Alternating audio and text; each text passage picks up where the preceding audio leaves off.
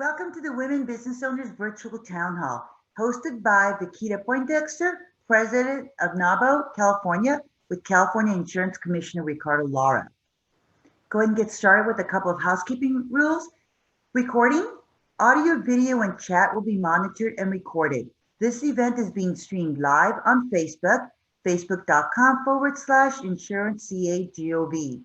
A recording of this town hall will also be available on our website at insurance.ca.gov. Audio and video. We respect all participants in this town hall today and want to create a safe space for all. By default, all participants will be muted and video is disabled. Video will be on for speakers only.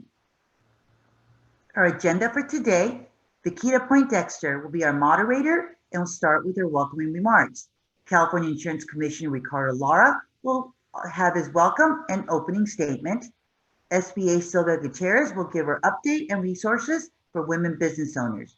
Q&A session with Vikita Poindexter and Commissioner Lara.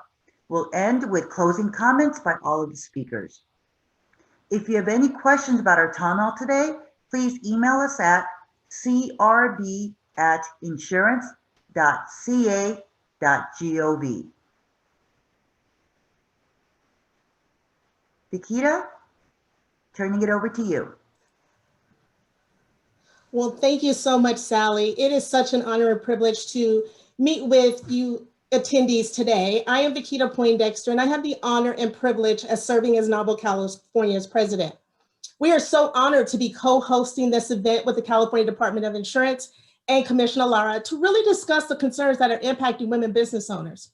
I know that some of our NABO sisters are here that are attending, but for those of you that are not familiar with NABO California, I want to tell you a little bit about who we are. But before I do that, I know Sally mentioned that we are streaming live on Facebook.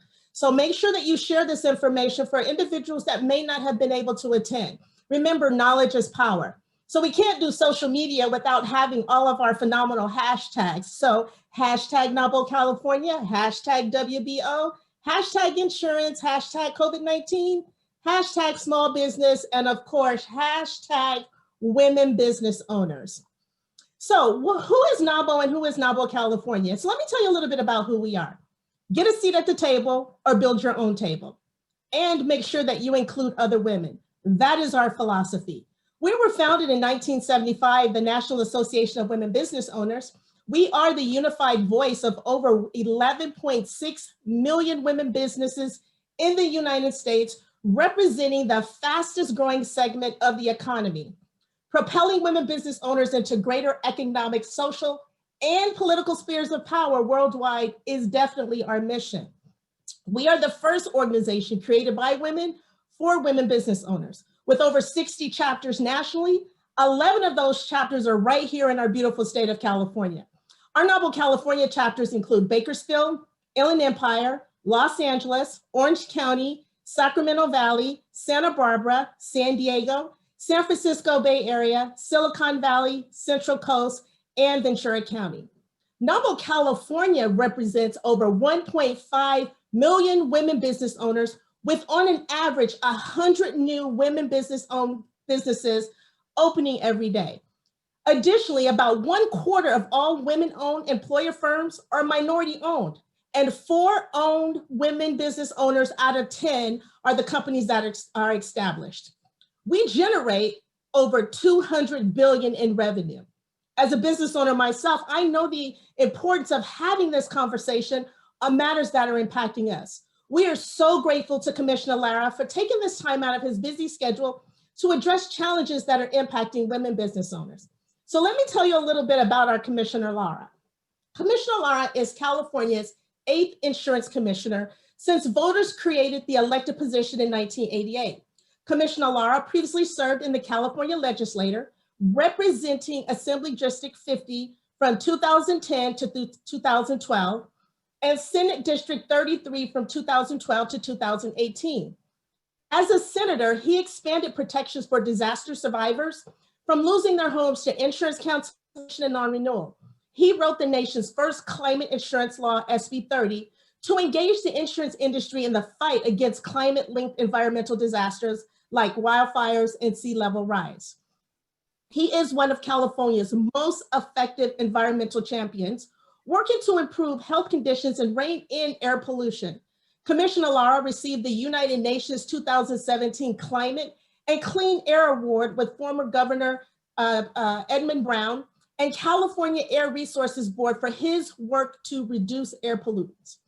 Commissioner Lara authored the Healthy for Kids Act, which now covers more than 250,000 California children with the scope healthcare regardless of their immigration status. He also authored laws that help prevent prescription drug abuse and crack down on patient brokering that involve fraud involving Californians recovering from substance abuse disorders. He was raised in East Los Angeles by immigrant parents. Commissioner Lara made history in 2018 by becoming the first openly gay person elected to the state office in California history. Commissioner Lara earned his bachelor's in journalism and Spanish with a minor in Chicano studies from San Diego State University. So please welcome our very own Commissioner Lara. Thank you, Vikita. It's good to see you. Good to see you too. I always say you have the best name in the business. It's so good to see you virtually, and I hope we get to see each other soon. Thank you for everything you do and for partnering with us to offer this statewide town hall for our women business owners that we know, are disproportionately impacted during this pandemic, and that we want to continue. And we also know that women are leading in terms of opening and really taking a shot at the American dream and at the California dream, and investing in our state's economic prowess by taking a chance on California and opening their business. So thank you for everything that you do in this space. And I also want to thank Sylvia Gutierrez from the Small Business Administration for joining us today. There's no doubt that with both of you, we're going to have a good session, and I can't wait to get to the questions. And again, the pandemic has amplified the challenges women are already facing in their careers, especially working mothers, women of color, and this is an emotional toll, I have to say. On given all the racial injustice that we've seen, the gender representation and balance, and it becomes even more clear why we must continue to partner and support women and organizations like NABO to be able to give that edge to our women. We want to get to your questions, but first I want to share a few actions that we've taken in the department during these unprecedented times. Even with the arrival of the vaccine and the hope that it brings, we are still dealing with the pandemic, which has upended the lives of all of us as we know it.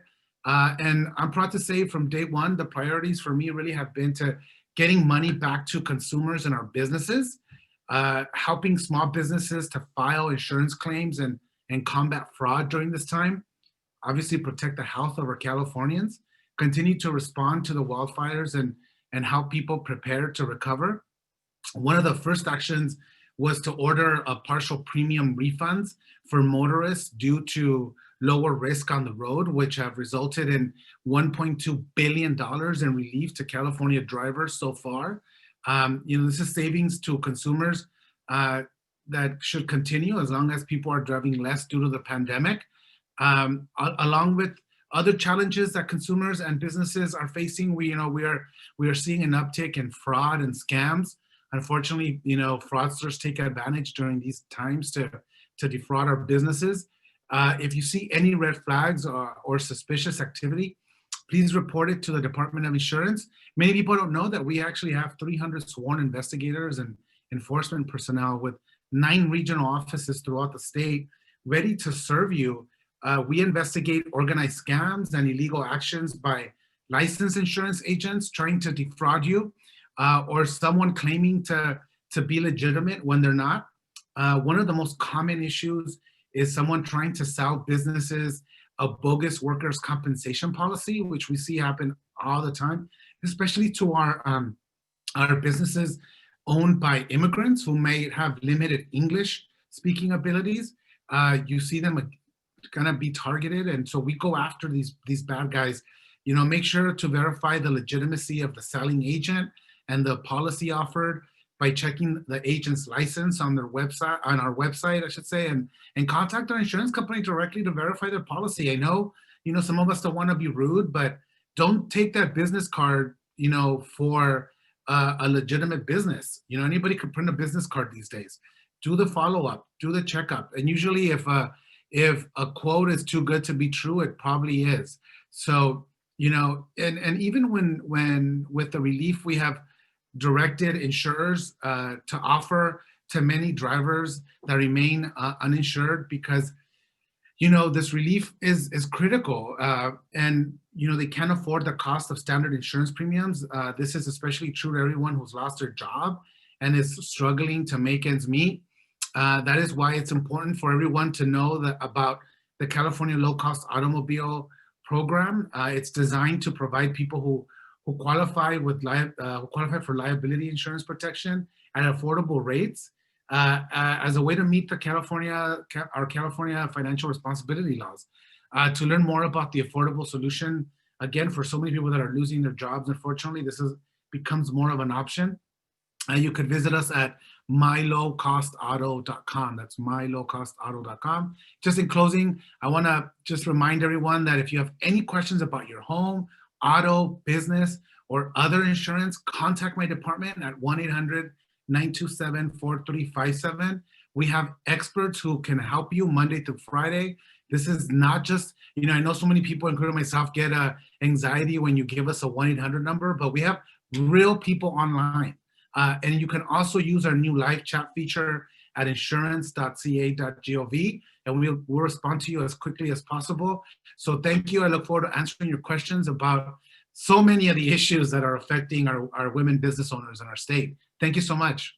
Absolutely. Well, thank you for giving us all of that information. I think sometimes our attendees are not quite sure how to navigate it or where to begin. And so giving that information, for them to be able to have that is great. But we're going to jump into, because we've got a lot more information that we want to be able to provide them as well.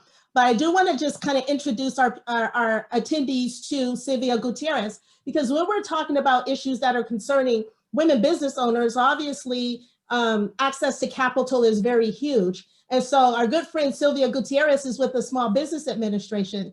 So Sylvia, she's been with the U.S. Small Business Administration, working with Orange County, Inland Empire. She's also the Economic Development Specialist and Women's Business Outreach Representative. She has more than 20 years of experience in business development. Her marketing and outreach activities include the Tri-County areas, Orange, Riverside, and San Bernardino. But don't fret, my attendees that are in Northern California. We have resources that Sylvia can provide for you as well. She's often invited to speak on SBA programs and services by numerous organizations, including radio, TV networks like Univision. Sylvia is tasked with promoting SBA's programs and services, which includes business counseling, planning, management, key access to capital, government contracting, and certifications. She participates at events that assist entrepreneurs start, grow, and expand their businesses. She creates programs in English and in Spanish. Sylvia is the district office technical representative for 2 of the women business centers in Inland Empire, and she works with various chambers of commerce and is a strong advocate for entrepreneurship. Sylvia holds her bachelor's degree in international relations from USC, go Bruins, and go Trojans. We just had the game, so I just wanted to, kind of give you a there. In international economic policy, business, and finance from the American University in Washington, D.C. Sylvia is an active member of club treasurer of Toastmasters and holds an advanced leadership in Toastmasters Silver Certificate. Sylvia was named 2019 Woman of the Year by Congressman Lou Carrera of California's 46th District. Please welcome my good friend, Sylvia Gutierrez, and she's going to talk to you a little bit about what the SBA has and what they have to offer. Go ahead, Sylvia. Thank you very much, Vikita. I really appreciate the invitation to your program today. And thank you, Insurance Commissioner Ricardo Lara, for inviting me as well to join the platform with you here today. I really appreciate this because it's so important to talk about the SBA and to introduce the SBA to women business owners that are not familiar with our programs, or if you're familiar with the program, so that you can get a refresher about what we are doing. The SBA is a very strong and robust agency. It can help businesses start, grow, and stay competitive. And it helps companies create jobs. And it also helps your communities grow. It has an impact in economic development. I represent the Orange County Inland Empire District Office, which services Orange County, Riverside, and San Bernardino. But today, since we are here with NABO California and the Insurance Commissioner of California, I brought information about the district offices in California that each and every one of you can access in the office that is closer to you for the services and the programs that the SBA has available to you. For example, the SBA district has offices in San Diego. There is a district office in San Diego, Los Angeles, Sacramento, Fresno, and San Francisco. Also, the SBA has small business development centers in each one of these areas and women business centers. There are 3 women business centers in the area of Orange County, San Bernardino, and Riverside, and also 13 women business centers throughout California. I encourage you to get in touch with them, and so that you can have access to our programs as well. And the SBA has 4 core programs that I want you to take with you today. The first one is the one on management and technical assistance, which means counseling and training and education. Access to capital. In our Access to Capital program, we have 11 different loan programs. And then government contracting. Government contracting is an incredible opportunity for those of you who have a product or service to sell to the government.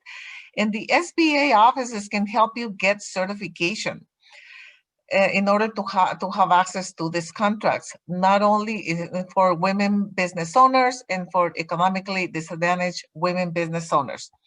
The SBA is also an office that represents the business community and is an advocate for the issues and to create a more friendly environment for women business owners in front of the Senate and the Congress. And so the SBA is also an advocate. And in the last few months, the SBA has stepped to the forefront with its disaster programs, the Economic Injury Disaster Loan Program, and the PPP loan program, which is expected to be funded in the near future. Okay, and so I would like you to remember that you have access to our resource partners, the Small Business Development Centers, the Women Business Centers, and SCORE.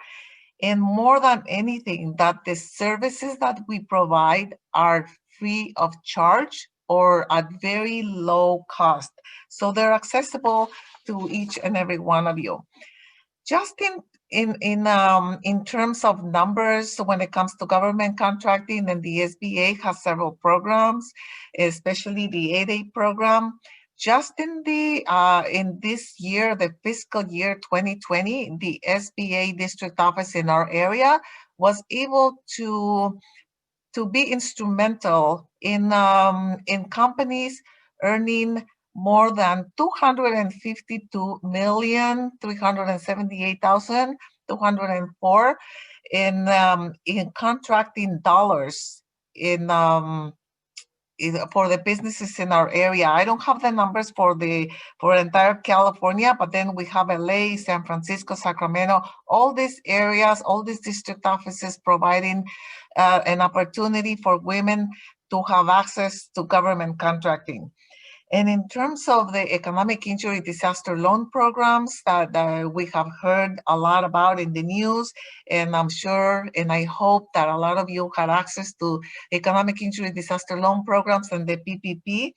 For example, just in California, $68.3 billion have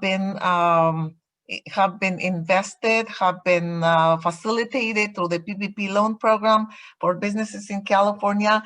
And for the EIDL program, more than $34 billion of economic injury disaster loans have been approved for California. So the SBA programs and services are very helpful, especially in during these difficult times, because it can help your business pivot. It can help your business design a new strategy. If you need, for example, somebody to help you utilize the social media platforms to promote your business, and you need to speak to a consultant, to a counselor, just like, for example, if you need information about insurance, you want to call a respectable agency, a respectable office. It's the same thing with the SBA. I would recommend that you contact us if you have any questions and you want to know how you can continue to stay in business and how you can continue to stay competitive and have access to capital, have access to information and government contracting. The SBA can help you. I am looking forward to later on maybe answering some questions. And at this point, I will turn it over back to you, Vikita, for more information or questions that the audience might have later on. All right, sounds good. Thank you so much, Sylvia.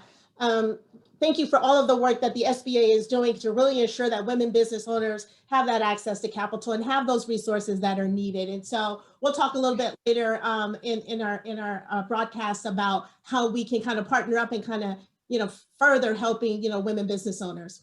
Yes. But to kind of jump in and kind of, deal with some of the questions that our commissioner as well. So we have several questions for you, Commissioner Laura. I know personally how much you support women business owners. Recently, you were a panelist for 2020 Women on Boards, which we've discussed women getting on publicly traded boards. I know that we held our just first virtual conference for California Department of Insurance, our diversity summit. I know that we had a panel that we talked about how to get ready for the boardroom. So I know that, talking to us and helping us navigate through some of the challenges and concerns that we have are extremely important to you. So thank you again for taking this time out. So as we say in the South, let's just get right to it. I know one of the questions that our attendees have is, how is your department supporting women business owners through this particular pandemic? Thank you, Vikita. No, it's a great question. As I said before, women have been especially affected by the economic upheaval caused by COVID. I have taken more than 20 separate actions since the beginning to help consumers and businesses. And I'm not gonna mention all 20, but I wanna mention several that affect women small business owners in particular. As I mentioned earlier, I ordered partial premium refunds for motorists and small businesses due to lower risk of workplace and being on the road, which has really resulted in an unprecedented amount of money back to consumers and business owners. I'm proud to say that I'm the only insurance commissioner in the country that actually ordered insurance companies to also reimburse businesses. And we're still working on tabulating what that amount of money is. But for people who were driving and got a partial discount, that came up to actually $1.2 billion of relief so far. And we expect these savings again to continue. One of the things I also did is I directed the health insurance companies to provide zero cost sharing on consumers for COVID-19 screening and testing, which was critical to make sure that the costs kept and remained low. I extended policyholder deadlines for businesses and consumers to ensure that they don't lose or limit or waive their policy benefits as a result of the pandemic, and that's critical to maintain that continuation of coverage. Oh my God, my English language learner is coming out. And so I also asked companies to extend grace periods so businesses affected by COVID-19 have more time to pay their insurance premiums. As you know, we don't want businesses to lose their coverage because they couldn't pay, given that they were closed and had other expenses. So we asked insurance companies to extend those grace periods to our businesses. And we have pushed insurance companies to expand access to telehealth so that consumers have access to medically necessary healthcare while keeping them and their healthcare workers safe. And so again, let's expand telehealth so that we don't have to go into a hospital if we don't have to. In October, I directed insurance companies to return healthcare premiums that are inflated because of the pandemic, and that's critical. It's clear that people are going to the doctor less, and insurance companies are seeing record profits. They need to return some of that money back to businesses and back to our consumers who are paying premiums but are not using the benefits to seek care. Again, the pandemic is still causing a lot of uncertainty in healthcare pricing, in our workers' comp, services, and we're likely to see higher rates down the road in terms of the cost of COVID-19. But it's clear to me that over the past few months, the use of medical services are down, and insurance companies need to, return some of that relief back to consumers and to businesses that are struggling right now.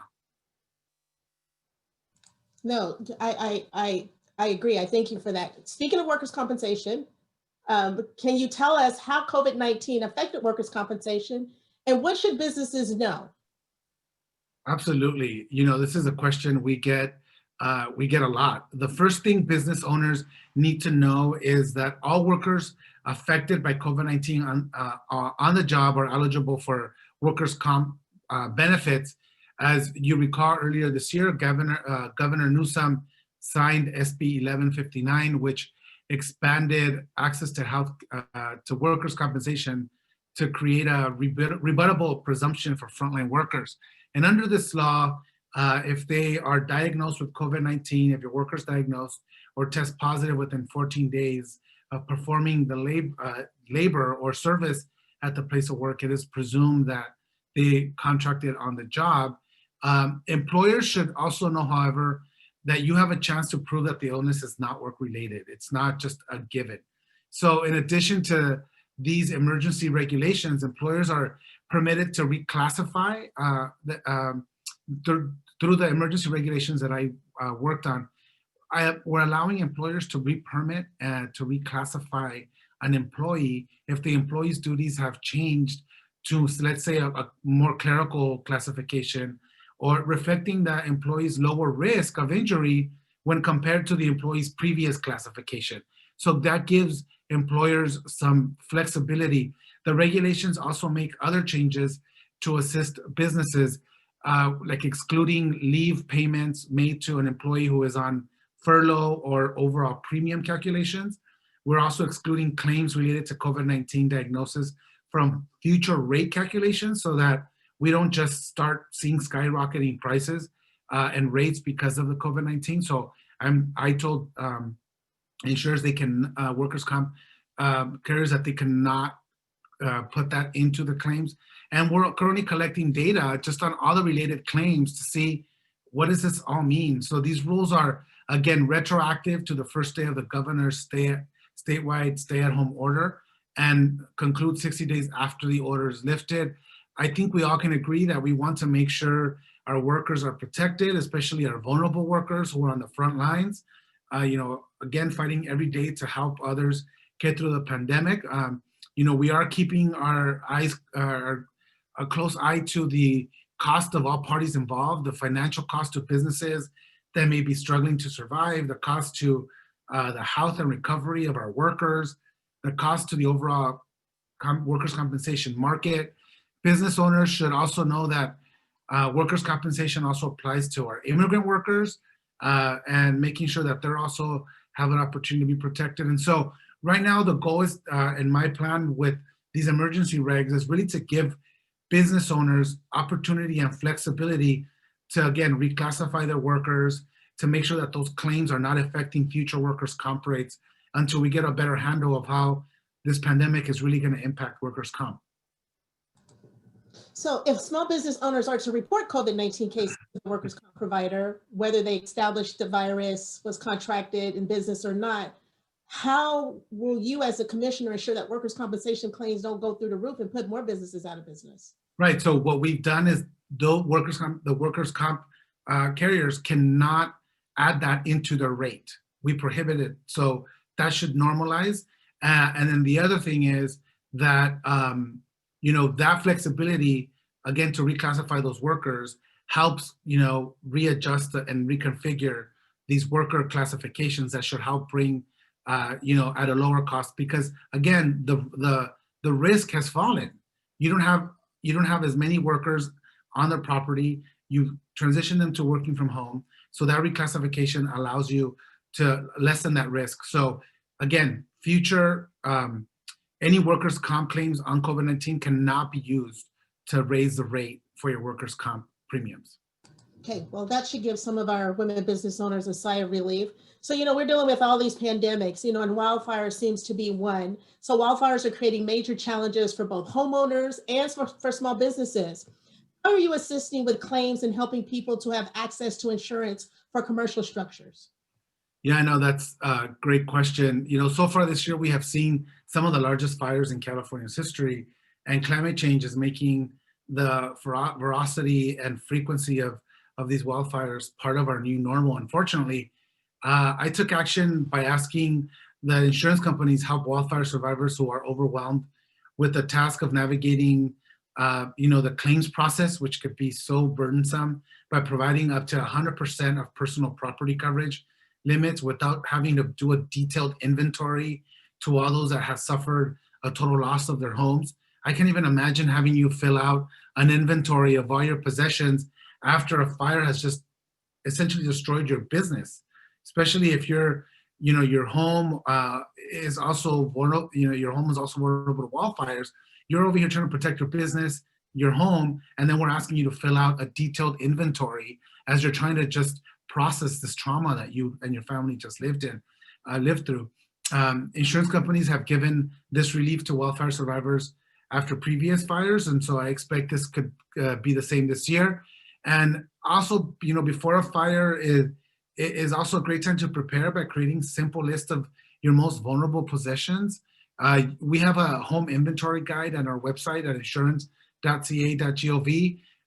The National Association of Insurance Commissioners, which I'm a part of, has a phone app that you can also use to just record your properties, your valuables and your businesses, things that are of value, so that you have that on the cloud and stored, and you don't have to try to seek through paperwork that you may not even have anymore. So if you have suffered a wildfire loss, the department is here to help you and to get the most out of your insurance benefits. Again, my staff has been busy assisting people and businesses in filing claims for losses they suffered. We also have had claims experts on the ground after many of the recent fires and helping people through our hotline. So for our businesses, if you have been forced to shut down by a local government evacuation order, business income coverage will typically include something called civil authority coverage, which protects your loss of income if a local government prohibits access to your business. I would also look at all policies. We know that all policies are not the same, so please check your policy, ask your agent, come to us if you have any questions on what coverage you have. Vikita, one of the things I started telling people is, when you're going to sign up for coverage, instead of asking, what am I covered for? Ask, what am I not covered for? And get that list of what your policy does not cover and figure out if that's something that you need. Because, it's always important to know what your coverage is, but it's just as important, or I'll actually think more important, what you're not covered for, so that you know very clearly what contract you're entering in with your insurance company. That's perfect. I wrote that down for myself. What's not covered for? I think that's very, very important. And I like the fact that you talk about being proactive and preparing, and we'll talk about that in a second. So, another question that I have for you is, lack of affordable quality health insurance is the #1 reason why new businesses don't start in the first place. And that hasn't changed in the decades since Obamacare. How do you plan to address this or achieve universal health care? Yeah, I already touched on a few of these steps that we're taking to lower the cost of healthcare, especially as it relates to the pandemic. But it's worth highlighting a few more. I directed health insurance companies to provide that zero copay and cost sharing for consumers on the screening and testing. We took actions to extend policy deadlines for consumers to ensure that they don't lose their limit. We were seeing so many people getting dropped from their coverage and then ending up not having any coverage during a pandemic, which makes no sense whatsoever to me. I asked insurance companies to extend these grace periods to our businesses and consumers. We've pushed insurance companies to expand access to telehealth, which I think is going to be, the new norm for so many of us. Again, we need to work on connectivity and making sure everybody has access to a connection and to broadband. But this is a way to also bring down the cost of coverage and care by being able to access telehealth services.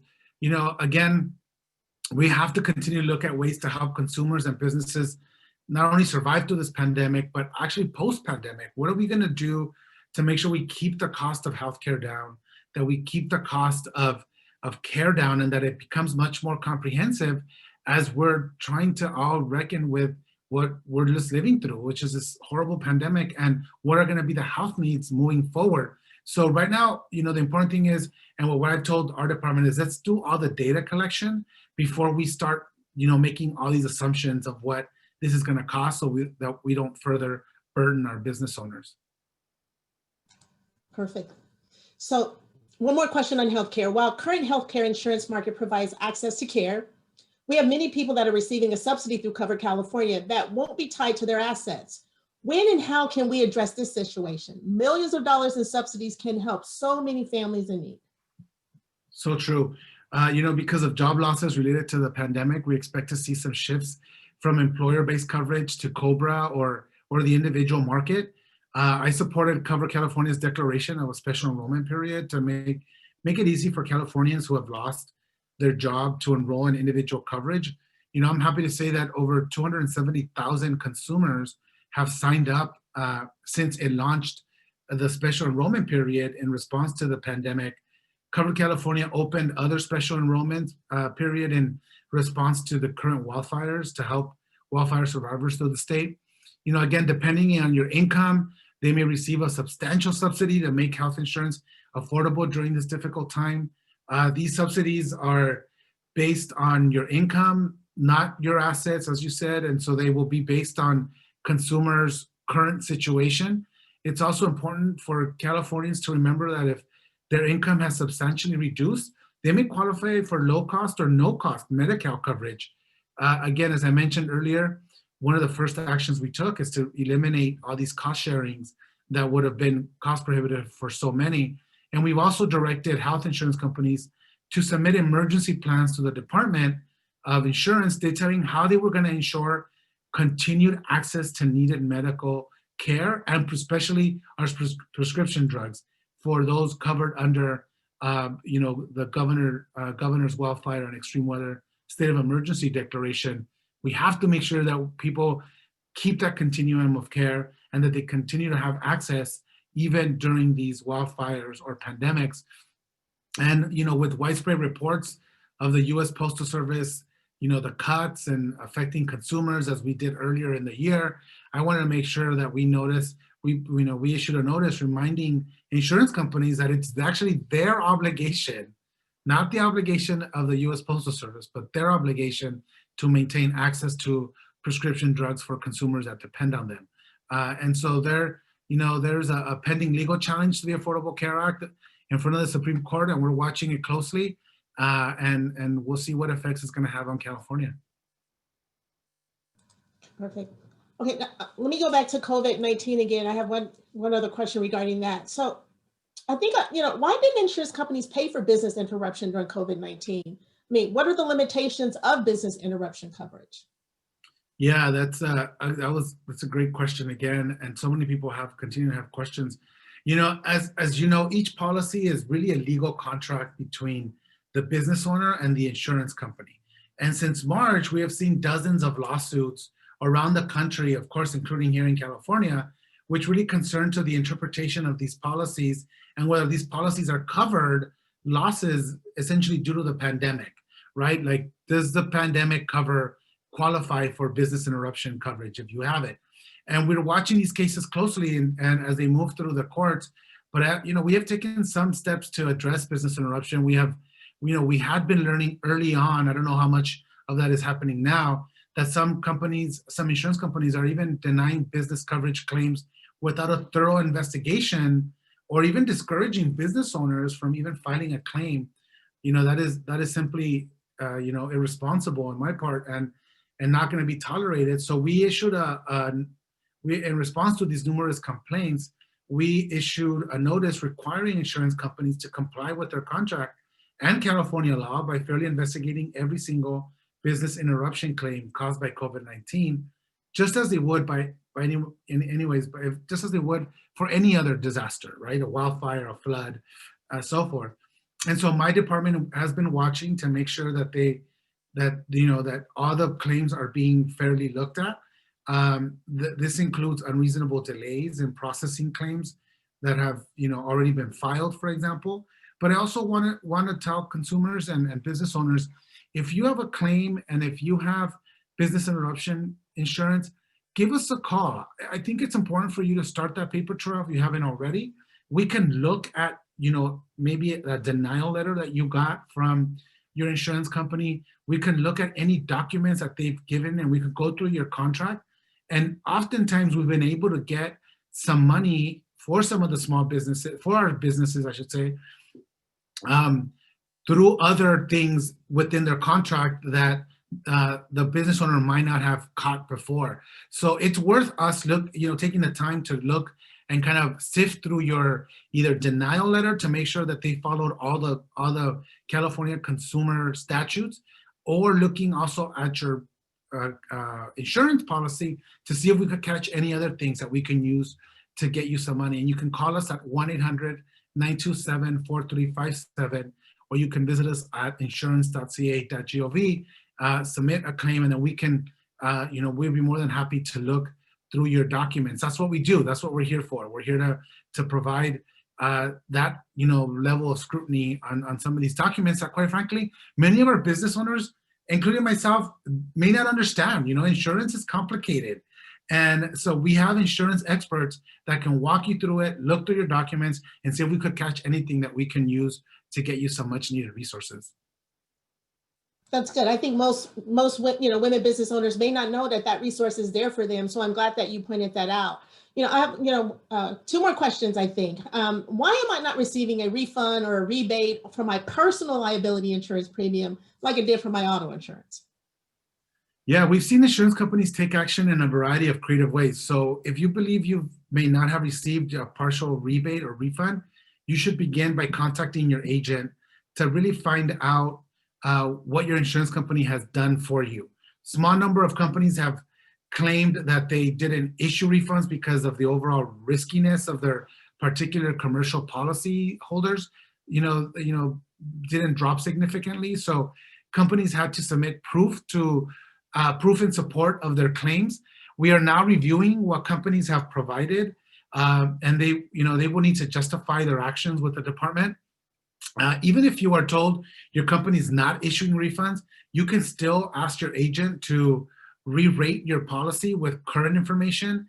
It's possible for some business owners to get a lower premium, just even by updating your insurance policy to reflect your current reality, right? You're not driving as many miles. You may just have moved down to one vehicle, as opposed to several. So as I discussed earlier regarding liability, it's important for businesses to really have a conversation with their agent or insurance company to get guidance on, to make sure your businesses have the right coverage in place.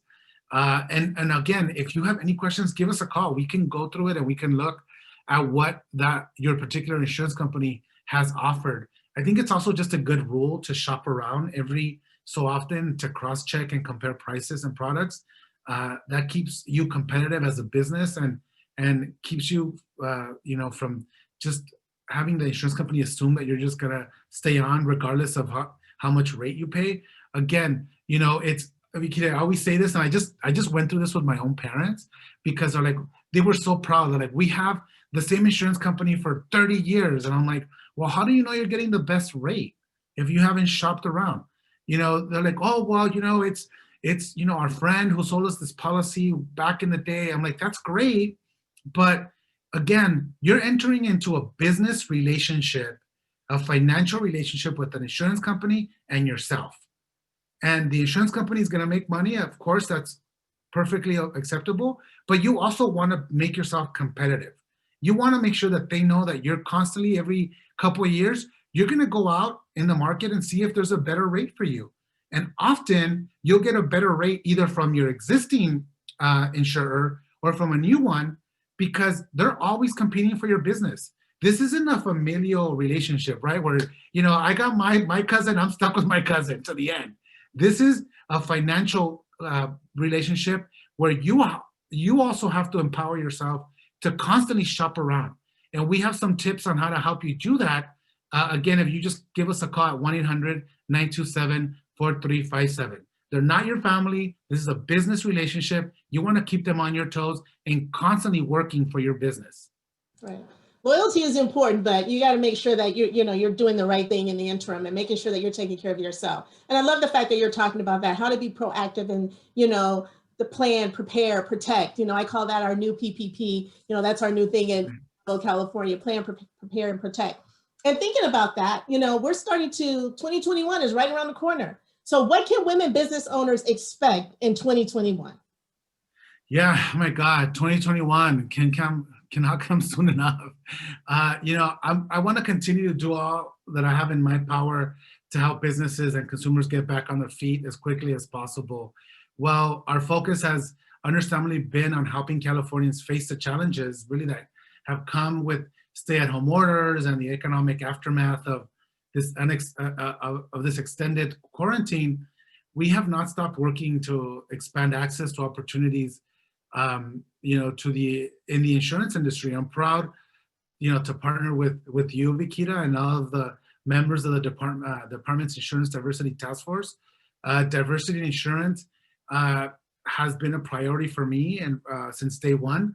And in 2019, I sponsored a bill that the governor signed into law, requiring that California insurance companies collecting at least $100 million in premiums report out how much money they actually spent on diverse businesses, which includes our businesses owned by women, along with the spectrum of our diversity in California.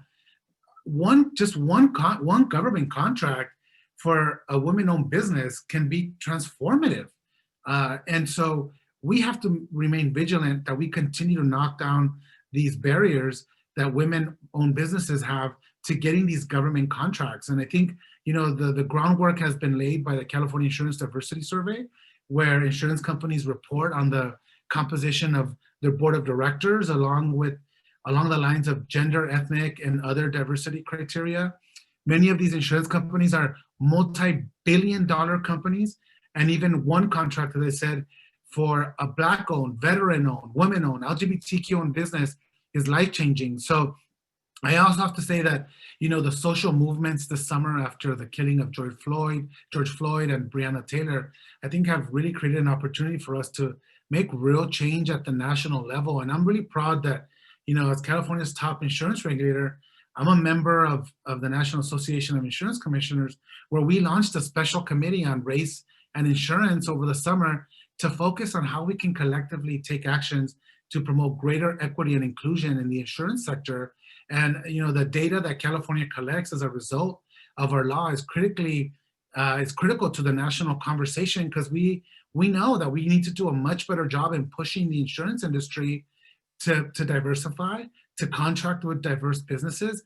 And that is something that I'm going to continue to push in 2021 that will, again, ultimately benefit our women-owned businesses. We got to give you access and fight so that you can get access to these contracts that will revolutionize your business and will help you expand, create more opportunities, contribute even greater to the economic prowess of our state. And so we need to make sure that we continue to open those doors. And that's my goal for 2021. Well, I appreciate that. Thank you so much. I know that, my fellow task force members, we are just so honored to be able to really fight on behalf of, not just women, but, everybody that falls within that diversity classification. So thank you for all that you're doing. And thank you for this opportunity for us just to ask these, very direct questions that, we're having, these conversations that we're having outside, that we need answers to, and for taking this time out to really hear us. Because I think it's very important that, business owners hear from, our leaders in the state. And so thank you so much for doing that. I want to just jump right back in to ask Sylvia if she had any, closing remarks as we prepare for 2021 as well. But don't leave, Commissioner Lara. Yes, thank you. I will, in closing remarks, I would like to encourage everyone, every woman business owner, to make the SBA a resource, a partner for you moving forward for the rest of this year, and especially in 2021 with the programs that we have.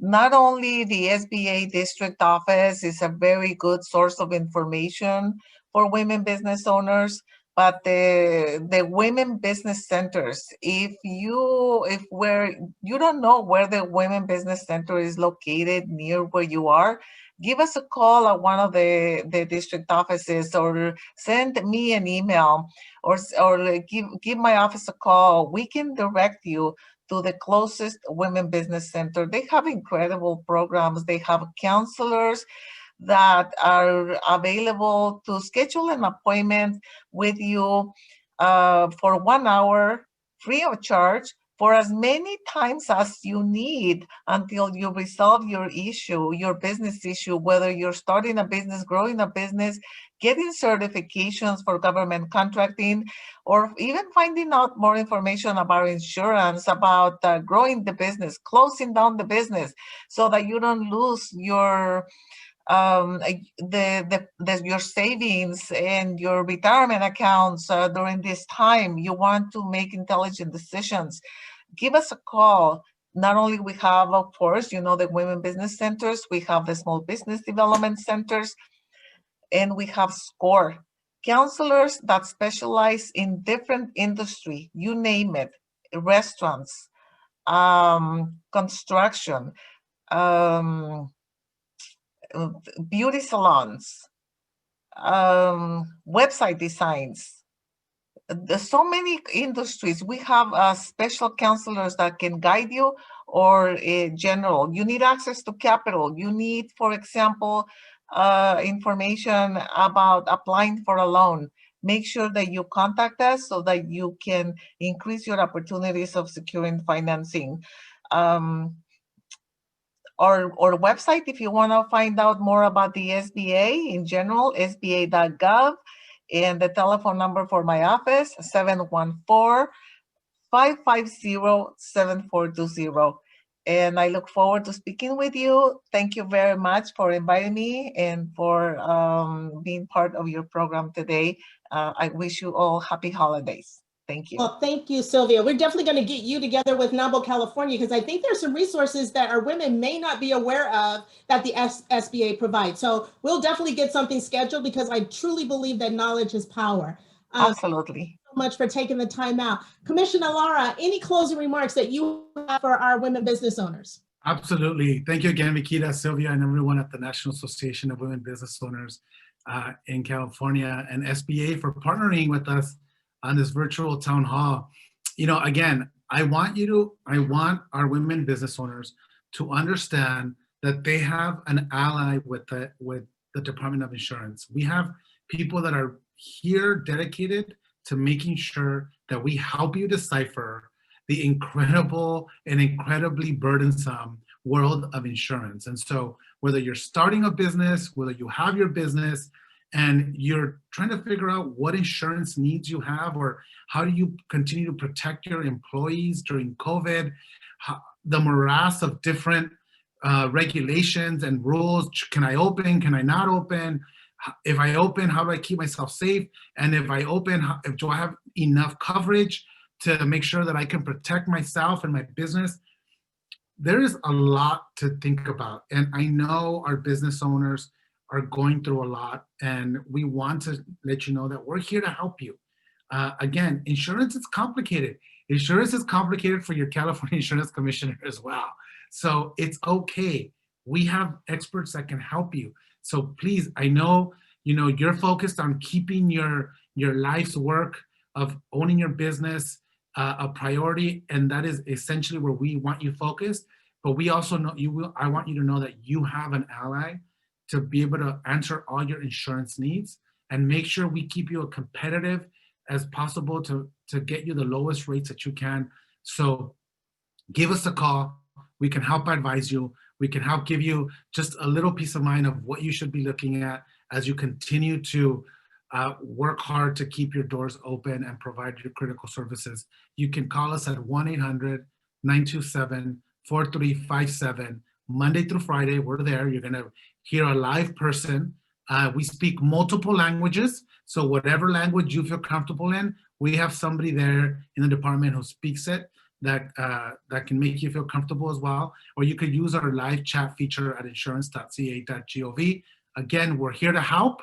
Take advantage of it, and good luck to everybody, and happy holidays. Stay safe, and we're almost, I could see the end of the tunnel. The light at the end of the tunnel. Let's get through it together. Wear your mask and continue to be safe. Thank you so much. God bless. Oh, thank you so much, Commissioner Lara. So ladies, I hope you thoroughly enjoyed this town hall. As we prepare for 2021, let's have a new PPP. Let's plan, prepare, and protect, right? So let's start to get, our things in order so that we can make 2021 the best that it can possibly be. We know that we have an ally in our commissioner, right? So make sure you take advantage and utilize those services.